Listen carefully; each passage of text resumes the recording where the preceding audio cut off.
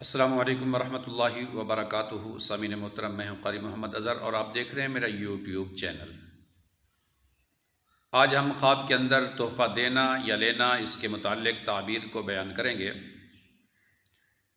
سب سے پہلے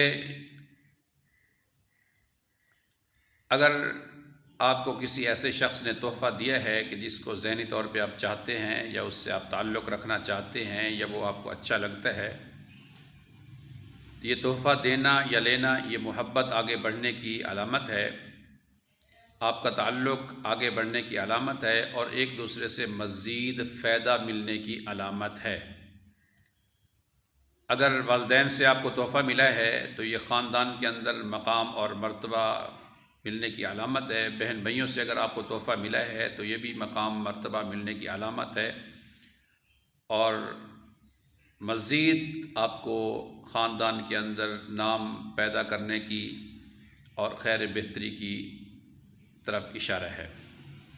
اگر استاد سے تحفہ ملا ہے تو علم صالح، علم نافع ملنے کی علامت ہے، علم سے فائدہ ملنے کی علامت ہے۔ اگر پیر و مرشد سے ملا ہے تو اس کی بھی بڑی اچھی تعبیر ہے۔ اور اگر تحفہ ایسا ہے کہ جس کو آپ پسند کرتے ہیں، کسی نے آپ کو دیا ہے تو اس کی بھی بڑی اچھی علامت ہے، بڑی اچھی تعبیر ہے۔